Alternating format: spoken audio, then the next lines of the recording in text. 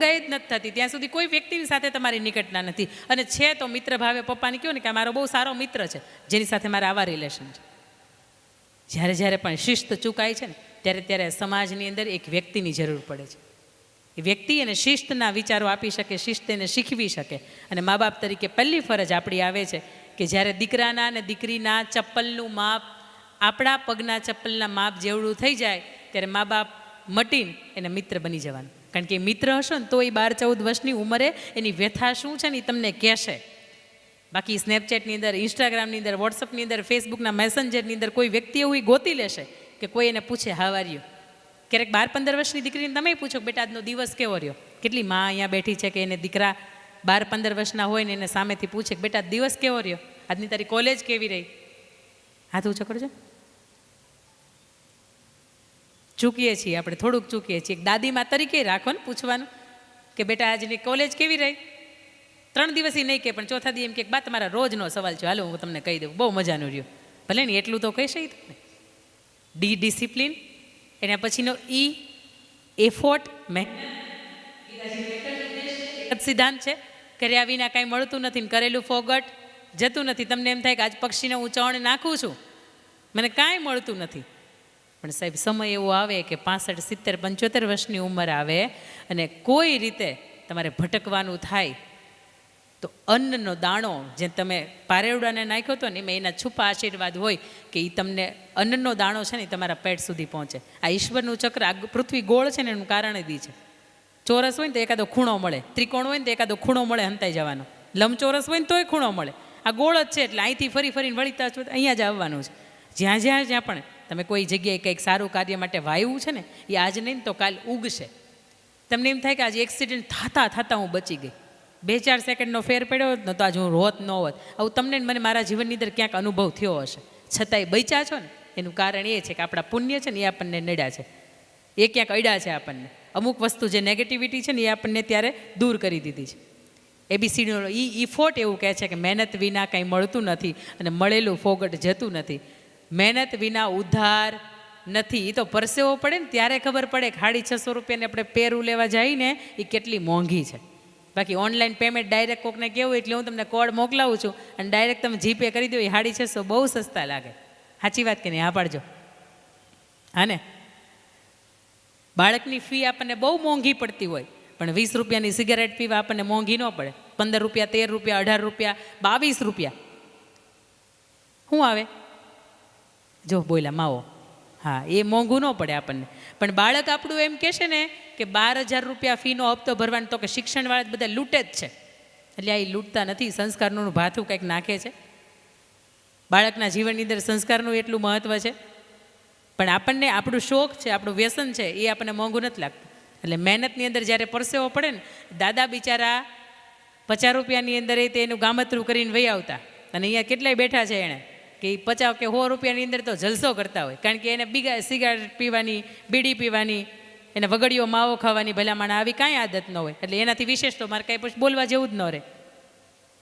પણ તમારી જેવો એક 6 વર્ષનો બાળક ન્યૂયોર્કનો, એનું નામ એમેટ, એની બહુ મજાની તમને વાત કરું કે 6 વર્ષના બાળકને એના પપ્પાને એવું કહે કે મારે સાયકલ લેવી છે. એટલે એના પપ્પા એવું કહે કે તું બધું કહે ને એ પ્રમાણે મારે તને કંઈ નથી લઈ દેવાનું. એ આપણે કરીએ છીએ. આપણું બાળક આપણે મેળામાં લઈ જઈને આપણે એમ કહીએ કે આલે હું તને એક વસ્તુ લઈ દઉં, બાકીના તારે કંઈ નથી લેવાનું. એટલે આપણે એ આગળ આવશે ને એમ કે મારે ઓલું કિચન લેવું છે. વળી આગળ જાય ને એમ કે મારે આ ફૂ કરવાનું લેવું છે. વળી આગળ જાય એટલે એમ કે આ લેવું. તમારા ખીચામાંથી 1000 રૂપિયા ક્યારે વપરાય જાય આપણા સંતાન માટે આપણને ખબર પડતી નથી. અને પછી આપણે એમ કહીએ કે આને તો જ્યાં લઈ જાય ને ત્યાં બધું એને લેવું જ હોય. પણ આ 6 વર્ષનો એમેટ, એને એના પપ્પા ના પાડે કે તું કેની પ્રમાણે મારે ચાલવાનું નથી, બધી વાતમાં હું હા પાડીશ ને તો તને આદત થઈ જશે, તને ખબર નહીં પડે કમાણી કોને કહેવાય. એ 6 વર્ષના બાળકને આ વિચારની સાથે ના પાડી દે છે સાયકલ લેવાની. એટલે એ 6 વર્ષનો એમેટને વિચાર આવે કે મારે સાયકલ તો લેવી જ છે. શું કરવું જોઈએ? જેટલા પણ રમકડા પોતાના હતા એને વેચી દીધા. 4800 રૂપિયા આવ્યા. હજી 6000માં 1200 રૂપિયા ન્યૂયોર્કની કરન્સી પ્રમાણે ઘટે.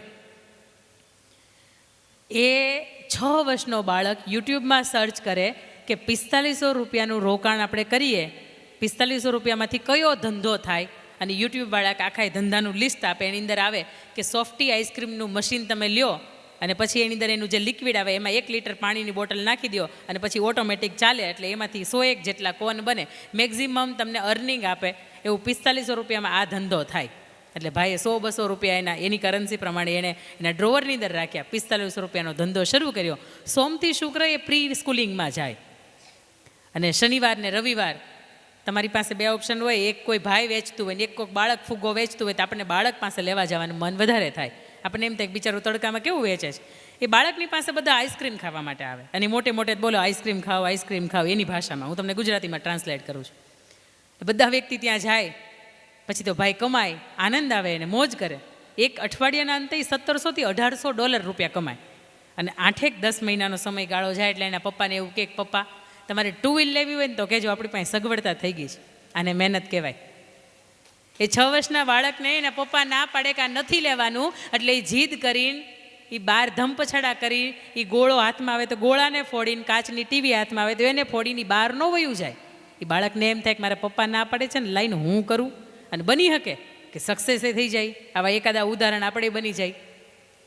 ABCDનો ઈ શીખવે છે એફર્ટ, મહેનત. તમે લિપસ્ટિક લગાવતા હવે સમજો, એકાદો હું તમને ઉદાહરણ આપું છું. કોણે લગાવી છે? કોઈએ નહીં. મારી ભૂલ થઈ છે, તમે શિબિરમાં આવ્યા છો એટલે બની શકે તમને એમ થાય કે શિબિર જવા લાગીએ. કેટલા બહેનો એવા છે કે મોબાઈલનું રિચાર્જ પોતાની જાતે કરે છે? જોજો અહીંયા હમણાં બરાબર જીઓનો કેટલા રૂપિયાનો 3600 રૂપિયાનો પ્લાન આખા વર્ષનું સાથે કરો. બરાબર. તમે શું કરો છો? જોબ કરો છો? યોગા ટ્રેનર છો. Very good. કેટલા બહેનો એવા બેઠા છે કે જેના સિંદૂરની ડબ્બી એ પોતાના જાતના પૈસાની લે છે? 15, 20, 25 રૂપિયાની જ આવે. તકલીફ અહીંયા જ છે. પેલી લઈ આવી એટલે કે મારે લેવા જવું છે, પણ મહેનત તો કે મારા ઘરવાળાની છે, મારી નથી. થોડુંક કંઈક કરીએ કે આપણે પોતાનો ખર્ચો છે ને એ કંઈક કાઢી શકીએ. કારણ કે મહિને આપણો 1000 રૂપિયાનો તો આરામથી નાનામાં નાનો ખર્ચો ઊભો હશે. એમાં બેલેન્સથી લઈને નાની મોટી કોઈ પણ વસ્તુ આવતી હોય. આવો ને એવું કંઈક કરીએ કે 1000 રૂપિયા મહિને કમાઈએ. આપણે આપણું તો કરીએ. આ મંદિરની અંદર એને તો 1000 રૂપિયાનો માર નહીં. ABCDનો ઈ શીખવે છે એફર્ટ, મહેનત કરીએ. F શીખવે છે ફેથ, શ્રદ્ધા. ઈશ્વર ઉપર પરમ શ્રદ્ધા. જે છે સનાતન સત્ય એ છે. અને મને ઇસ્કોન મંદિરની સાથે જોડાયેલા લોકો છે, હરેકૃષ્ણનું નામ લઈને જોડાયેલા લોકો છે, એ વધારે ગમે એટલા માટે કે વિદેશની અંદર ભણ્યા હોય, એ કેટલી મોટી ડિગ્રી એને પ્રાપ્ત કરી હોય, પણ એક વખત એને કોઈ કૃષ્ણનું ઘેલું લગાવી દે અને એને સમજાય કે આનાથી વિશેષ કાંઈ નથી. એ શિવ હોય તોય ભલે, એ બ્રહ્મા હોય તોય ભલે, એ વિષ્ણુ હોય તોય ભલે, એ માતાજીનું કોઈ સ્વરૂપ હોય તોય ભલે, પણ એક વખત અંદરથી સમજાઈ જાય કે જે છે એ આ છે. ખોટું બોલાય નહીં, કારણ કે એને ખબર છે. કોઈનું લેવાય નહીં, કારણ કે એને ખબર છે. અણહકનું ખવાય નહીં, નીતિ ચૂકાય નહીં, નિષ્ઠા ચૂકાય નહીં, પ્રમાણિકતા ચૂકાય નહીં. ઘરની સાથે કોઈની સાથે ધંધામાંય ખોટું ન કરાય, કારણ કે ખબર છે કે છેલ્લે એ છે, એ જોવાવાળા એ છે, અને કોઈને હિસાબ ન આપવો પડે કંઈ નહીં. આપણા હિસાબની અંદર 5 કરોડ વધારે કમાણા કોકને ઉઠ્ઠું બનાવીને તો એ છેલ્લે હિસાબ મારે 5 કરોડનો ન્યાય આપવો પડશે. એક વખત એ સમજાઈ જાય, એ શ્રદ્ધા છે એ પરમ થઈ જાય એટલે કોઈ પણ ના તમને અણહકનું કે કોઈને હકનું લેવાનું મન ન થાય. બીજાના હકનું છે અને તમારી પાસે આવતું હોય તો સમજજો કે છેલ્લે એ પરમ તત્વ છે ને એને તમે જવાબ નહીં આપી શકો. અને એ પૂછશે કે 70 વર્ષનું જીવન જીવીને આવ્યા કે શું કર્યું, આટલા બધા ચોપડાની અંદર ક્યાં ભૂલ કરી, ત્યારે બહુ સમજણા હશું પણ માથું નીચું હશે. આવો ને એવું જીવન આજથી જીવીએ.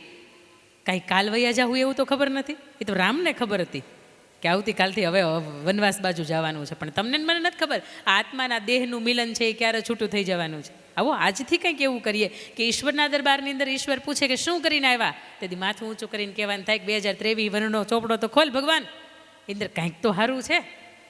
આ શ્રદ્ધાની વાત કરું છું ત્યારે મારે તમને એ વાત કરવી છે કે પરમ તત્વ ઉપર એટલી બધી શ્રદ્ધા રાખવી કે જે સમયે જે કરે છે ને એ શ્રેષ્ઠ જ કરે છે. આવું માનવું. જે સમયે જેટલું આપે છે એ બરોબર જ આપે છે, અને જે સમયે જેટલું લઈ લે છે ને એટલું બરોબર જ લઈ લે છે. આ શ્રદ્ધા જો પરમ તત્વની આપણા અંદર ભળી જાય ને તો દુઃખ નામની અનુભૂતિ આપણને થતી બંધ થઈ જાય. એફ પછી આવે છે જી, ગ્રેટિટ્યૂડ. અહીંયા આદરણીય બા અને દાદા બેઠા છે એના માટે શબ્દ નવો હશે. ગ્રેટિટ્યૂડ એટલે વળી શું? અમને બા આ હુરાપુરા કોને કહેવાય ખબર નહોતી પડતી, માતાજી કોને કહેવાય અમને નહોતી ખબર પડતી. અમને આવલા શીતળા નીકળ્યા હોય ત્યારે એને કેમ નમાવાય એ અમને નહોતી ખબર પડતી. પણ આ બધાય સંસ્કારોનું ભાથું અમને આદરણીય બા અને દાદાએ આપ્યું છે. અને સૌથી પહેલાં મારી વાતની શરૂઆત કરી ત્યારે પણ મેં મારા દાદાને યાદ કર્યા હતા મારે વાત તમને એ કરવી છે કે આપણી અંદર સંસ્કારોનું ચિંતન જો કોઈ કર્યું હોય ને તો એ વાર્તાના માધ્યમથી આપણા બાએ ને આપણા દાદાએ કર્યું હતું. તમારી પાસે એકાદી વાર્તા સંશોધો ને તો પડી હશે કે અમારી મારે બાએ કીધી હતી ને હજી યાદ છે. એ પીપળાની હોય તોય ભલે, એ કાગડા કૂતરાની હોય તોય ભલે, અને કોઈ વડલાની વાર્તા હોય તોય ભલે, પણ એના માધ્યમથી બા અને દાદાએ આપણને એવું શીખવું છે કે ખોટું લેવાય નહીં, ખોટું કરાય નહીં, ખોટું બોલાય નહીં. આવા અસંખ્ય સંસ્કારોનું ભાતું આપ્યું છે તો એ આદરણીય બા ને દાદાને. પણ ક્યારેય આપણે એવું નથી કીધું કે બા થેન્ક યુ, તમે હતા ને એટલા માટે આજ મારા સારા વિચાર છે, તમે હતા ને એટલા માટે આજ સમાજમાં કંઈક થોડીક કિંમત છે. આવો ગ્રેટિટ્યૂડનો શબ્દ કંઈક એવો થાય છે કે જે વ્યક્તિએ આપણા માટે કંઈક સારું કર્યું છે ને એને આપણે થેન્ક યુ કહીએ. બની શકે કે આ શિબિરમાં આવતા હોય ને એ પહેલાં તમારા જીવનની અંદર વ્યસન હોય. જ્યારે આ માનસ પરિવારની સાથે તમે જોડાઓ, તમને સમજાય કે આ યોગ્ય નથી અને તમે તમારા વ્યસનની મુક્તિ કરો, તમારા દેહમાંથી એ રાક્ષસને તમે છૂટો કરો, તો એક વખત અહીંયા આવીને એવું કહેજો થેન્ક યુ. જ્યારે નહોતો આવ્યો ને ત્યારે મારા જીવનની અંદર ઘણા બધા વ્યસન, 2-3-4 વ્યસનો હતા. જ્યારથી અહીંયા જોડાણો ત્યારથી આ વ્યસન છે ને એને મારાથી તિદાંજલિ મળી છે. આ ગ્રેટિટ્યૂડની ભાવના છે. જે કોઈ પણ વ્યક્તિ તમારા માટે કંઈક સારું કરે છે ને તો એને એટલીસ્ટ સૂતા પહેલાં થેન્ક યુ કહીએ. માં આપણા માટે ખૂબ કરે છે, છતાં આપણે માને થેન્ક યુ નથી કીધું, કારણ કે એ તો કરે છે. પપ્પા આપણી ફીસ ભરે છે, ઘણું બધું કરે છે, છતાંય આપણે એવું માનીએ છીએ તો એનો ફરજ છે ને ભરે છે. એની ફરજ તમને નગર પ્રાથમિકની શાળાની અંદર ભણાવી શકવાની પણ છે, પણ પોતે ગવર્મેન્ટમાં ભણ્યા છે એટલે એવું વિચારે છે કે મારા બાળકને કંઈક સારું અને સુરક્ષિત ભવિષ્ય આપવું, અને એટલા માટે આપણા માટે ખર્ચો કરે છે. આવો આપણા માટે ખાલી ખર્ચો કરે છે ને એને પણ આપણા વર્ષની અંદર 2 કે 4 વખત થેન્ક યુ કહીએ. મુકેશ અંબાણી, તમને એમ થાય કે કોઈને થેન્ક યુ નહીં કહેતા હોય એમ? મુકેશ અંબાણી પાસે 18 થી 20 ગાડી હોય ને તો 18 થી 20 ડ્રાઈવરે હોય, અને જે ડ્રાઈવરને સારો કે સવારમાં 9 વાગે એની કોઈ જગ્યાએ મિટિંગ હોય અને એના ડ્રાઈવરને એવું કહે કે આપણે 9 વાગે તો પહેલાં પહોંચવાનું છે, અને 9માં 1-2 મિનિટની વાર હોય અને એ મુકેશ અંબાણીને ડ્રાઈવર પહોંચાડે ને તો મુકેશ અંબાણી એવું કહે છે કે હું એને થેન્ક યુ કહું છું, એટલા માટે કે એ વ્યક્તિ મારો સમય સાચવી દીધો છે. જે વ્યક્તિ આપણું જીવન સાચવી દીધું, ભલે મને એને આપણે થેન્ક યુ ન કહી શકીએ. એક વખત આજથી એક ગાંઠ બાંધજો કે દિવસના અંત સુધીમાં કોઈ એક વ્યક્તિનો આભાર માનીશ ને પછી જ સૂઈશ. જેમ આપણે ભગવાનને યાદ કરીએ એવી રીતે એક વ્યક્તિનો મારે આભાર માનવાનો છે ને પછી મારે સૂવાનું છે. જી પછી આવશે એચ, હેબિટ્સ, આદત. ડૉક્ટર એપીજે અબ્દુલ કલામ ખૂબ મજાની વાત કરે કે તમે તમારું જીવન નથી બદલી શકતા, પણ તમે તમારી આદતો બદલી શકો છો, અને આદત બદલાય ને એટલે જીવન ઓટોમેટિક બદલાય. કાનજીભાઈની વાત તમે ખૂબ ધ્યાનથી સાંભળી હશે, એને શબ્દનો ફેર સમજાયો કે જાગ્યો કોને કહેવાય ને ઉઠ્યો કોને કહેવાય. સૂર્યોદય પહેલાં જાગવું તો તમારે મારે કોઈ એવું રાતનું કામ નથી હોતું કે આપણે 2-4 વાગ્યા સુધી મહેનત કરવી પડે. સવારમાં સૂર્યોદય પહેલાં આપણે ઉઠી શકીએ છીએ, જાગી શકીએ છીએ. આ આદત એવી છે કે આપણી અંદર એ સુધારો લાવે. તમને એમ થાય કે 60, 70 ને 80, 90 કિલોના થઈ ગયા, વજન ઉતરતું નથી, પણ 6:30 ઉઠતા હોય ને તો 6 વાગ્યાને ઉઠવાનું કરી દેજો, એ અડધી કલાક તમે ચાલી શકો. આ આદત છે. નાની નાની આદત બદલાય ને તમારી એટલે જીવન તમારું ઓટોમેટિક બદલાય. ઘણા બધાને ઘણી બધી આદત હશે જે આદત આપણા જીવનમાં ન જ હોવી જોઈએ. આદત બદલાય એટલે જીવન બદલાય. તમારા જીવનની અંદર વ્યસનની આદત હોય, રોજ તમે સિગારેટ પીને આવતા હોય, રોજ તમે માવો ખાઈને આવતા હોય, એટલે ઘરનાને સાંભળવું પડે, એમાં નવાય નહીં. તમે જેટલાની સાથે જોડાયેલા હોય એક મિત્ર સિવાય બધાય સંભળાવે તમને, પણ એ તમારી આદત બદલાય ને તો એ જેટલું સંભળાવે છે ને એટલું એ પ્રેમ પણ આપે. પણ આદત તો બદલીએ. અમુક એવી આદત છે કે આપણને ખબર છે કે આ આદત મારી બહુ ખરાબ છે. બેઠા બેઠા નખ ઘણા ચાવ્યા કરતા હોય, ઘણા 30 વર્ષના થઈ ગયા હોય એને ખબર ન હોય કે આ નખ ચાવ્યા કરીએ છીએ આપણે. કોઈપણના ઘરે જઈએ છીએ, કોઈપણની કોર્પોરેટ ઓફિસમાં જઈએ છીએ, એટલીસ્ટ એક વખત એની પરવાનગી પછી લીધા પછી આપણે જઈએ ને એટલે આપણો એક ઓરા છે ને એ છૂટવો જોઈએ. ત્યાં આપણે જઈને કોક એમ કે આના મેનર્સ લેસ, અને આમાં કાંઈ ખબર નથી પડતી, કોની અરે કેમ બોલાય એ ખબર નથી પડતી. આવો ને એવી આદત આપણને ખબર છે. ને બીજું તમને કોક એવું કહે ને કે વાહ વાહી કરે ને તો એના કરતાં તમને કોક તમારી નાની નાની ભૂલ થતી હોય એની અંદર કોક ટોકે ને તો એના માટે એક થેન્ક યુ કહેજો. કારણ કે આજના સમયમાં એ વ્યક્તિને પોતાના માટે પણ સમય નથી, અને છતાંય તમારા માટે એણે સમય કાઢ્યો છે અને તમને કોઈ બાબતમાં રોકે છે, ટોકે છે, તો એટલું સમજજો કે તમારું એ ઘડતર કરવા ઈચ્છે છે. આવા વ્યક્તિને એક વખત થેન્ક યુ કહીએ. એ જ પછી આવશે આઈડેન્ટિફાય યોર સેલ્ફ. પ્રમુખ સ્વામી મહારાજને મારે આજે યાદ કરવા છે આ પ્રસંગે કે એક વખત આવી સરસ મજાની સભા હતી અને એની અંદર સંબોધન પછી એને એવું કહ્યું કે ગોડ બ્લેસ યુ, ભગવાન તમારું રક્ષણ કરે, એની ઉપર તમારા મહારાજ તમારી ઉપર કાયમી રાજી રહે. એટલે એક વ્યક્તિ છે સભામાંથી આવે અને પ્રમુખ સ્વામી મહારાજને એક પેપર આપે અને કાગળ ને કલમ આપતા એવું કે મહારાજ આપ અહીંયા લખી આપો, ભગવાન તો મારી ઉપર ઈશ્વર આપશે જ, પણ તમે પણ આશીર્વાદ આપો, એવું લખી આપો કે આઈ બ્લેસ યુ, એટલે હું તને આશીર્વાદ આપું છું. પ્રમુખ સ્વામી મહારાજ છે લખે છે આઈ બ્લેસ યુ, એની અંદર પેલો આઈ છે ને એને બીજી અક્ષર બીજી ABCDમાં લખે છે. એટલે પેલો માણસ છે એને આશીર્વાદ વાંચે છે, જુએ છે ને હસે છે ને એવું કહે છે કે પ્રમુખ સ્વામી મહારાજ તમે આશીર્વાદ તો બહુ સરસ આપ્યા, પણ એની અંદર જે તમે આઈ લખ્યો છે ને એ કોઈ પણ વાક્ય તમે લખો ને તો એની અંદર પહેલો અક્ષર છે ને એ પહેલી ABCDમાં આવે, તમારે બીજી ABCDમાં, એટલે તમે આઈ તમે નાનો લખ્યો છે, આ મોટો આવે. અને ત્યારે પ્રમુખ સ્વામી મહારાજે એવું કહ્યું હતું કે જીવનની અંદર આ આઈને નાનો રાખવામાં મજા છે. સમજાણી આ વાત? તમારી જાતને ક્યાંય પણ નાની રાખવામાં મજા છે. જ્યારે જાતને તમે મોટી કરવા જાશો કે હું મોટો છું, હું મોટો છું, તકલીફ ત્યાં છે. એક વખત 5 આંગળીને ઝઘડો થયો કે મોટું કોણ? અંગૂઠો કે હું મોટી, આંગળી કે હું મોટી, 5 આંગળીએ. સમજો આ મજા કેમાં છે? અંગૂઠાએ એવું કીધું કે હું મોટો છું, એનું કારણ તમે સાંભળો. કોકને એમ કહું ને કે બહુ સરસ મજાની તમે 3 દિવસીય શિબિર કરો છો, બહુ મજાનું કામ કરો છો, એટલે આ વ્યક્તિઓને, આ મેનેજમેન્ટ કમિટીને, આ કાર્યકરોને અંદરથી એક હાશકારો ભરાય અને હૈયે ટાઢક થાય, એક શેર લોહી ચડી જાય કે વાહ, અહીંયા આવીને કોક એમ કહે છે થમ્સઅપ, વેરી ગુડ, તમે બહુ સરસ કામ કરો છો, તમારું થંભ છે આગળ કરો છો. અહીંયા આવીને કોઈ એમ કે અરે ભગવાન તમે કર્યું ને આવું આયોજન કર્યું, તમારે સવાર બપોર સાંજની સાથે શિબિર કરે, તમે બરોબર ન કર્યું. એટલે કોઈ વ્યક્તિને હું એમ કહું તમે બરાબર ન કર્યું એટલે એ માણસ અંદરથી મુરઝાઈ જાય, એને અંદરથી સારું કર્યાનો આનંદ છે એ જતો રહે. એટલે કોકને હું બેસ્ટ ઓફ લક કહું તો ફેર પડી જાય, કોકને હું ટાઈ ફિશ કહું તો ફેર પડી જાય, ત્યાં સુધી કે કોકને હું આમ સિક્કો મારીને સિક્કો બદલી નાખું ને તો દસ્તાવેજની અંદર માલિકોના નામે બદલી નાખું. અંગૂઠો એમ કહે છે કે હું મોટો છું, એટલે તરત બાજુવાળી આંગળી એવું કીધું કે બંધા, કારણ કે અંગૂઠો છે એ પુરુષ કહેવાય ને, અને એનો બોલ તો બંધ કરવાની શક્તિ કોની પાસે? આ શક્તિની પાસે. એટલે તરત આંગળી એવું કીધું કે ચૂપ થઈ જા. કારણ તો કે તું દસ્તાવેજમાં માલિકના નામ બદલે એટલે માલિક બદલી નાખે, 5 વર્ષે મતદાન આવે, હું તો દેશનો રાજા બદલી નાખું, મોટું તો કે હું કહેવાવ. એટલે તરત ત્રીજી આંગળી ઊભી થાય, તરત એવું કીધું કે સાઈઝ જો, મારી સાઈઝ જો, સૌથી મોટી તો કે હું કહેવાવ, એટલે હું સૌથી મોટી છું. મોટા તો કે દેખાય છે ને મોટા, તો એને ખબર નથી ગુજરાતમાં કહેવત છે કે મોટા એટલા પાછા ખોટા, જો તમને ખબર છે. એના પછીની આ ચોથી આંગળી છે, એણે એવું કહ્યું કે તું રાજા તો બદલી નાખે, પણ એ રાજાને કાંઈ પણ શુભ કાર્ય કરવું હોય તો એના મસ્તક ઉપર હું તિલક ન કરું તો એ રાજા કાર્ય ન કરી શકે. એટલે સૌથી મોટી તો કે હું કહેવાવ, બિચારી ટચલી આંગળી તો સૌથી નાની. એટલે આ ચારેયને બંધ થવા માટે એવું કહ્યું કે બંધ થાવ, ઇમરજન્સીમાં તો હું જ કામ લાગું. એ નહીં હો, તમે સમજો છો, એ બિલકુલ ઇમરજન્સીની વાત નથી, તો બહુ નાના હતા ને ત્યારની વાત હતી. આ મોટા થયા પછીની ઇમરજન્સીનો મતલબ ભગવાન શ્રી કૃષ્ણ તમને મને સમજાવે છે કે ગોકુળની અંદર ઘણા વર્ષો પહેલાં વરસાદ પડતો હતો અને તે દિવસે ભગવાન પાસે 5 આંગળી હતી અને છતાં એવડો મોટો ગોવર્ધન પર્વત છે, ભગવાને બધાના સહકારની સાથે માત્ર ટચલી આંગળી ઉપર તોડ્યો હતો.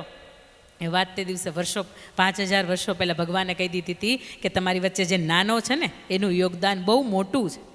અને આ 5 આંગળીનું તમે 5 ઘરની અંદર 5 વ્યક્તિ રહેતા હોય ને એને બધાનું કેન્દ્ર બિંદુ એટલે વડીલો.